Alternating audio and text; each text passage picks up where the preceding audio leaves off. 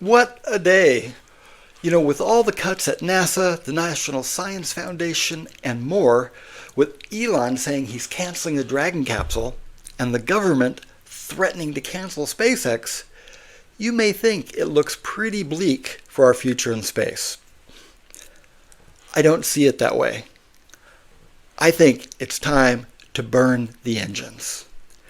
You know, today I just wanted to say JP Aerospace, America's other space program, is still on the job. If you're in the space biz and are staying in the game, give a shout out in the comments. It's time to stake your ground. I'm JP, president of JP Aerospace. Thank you for your time.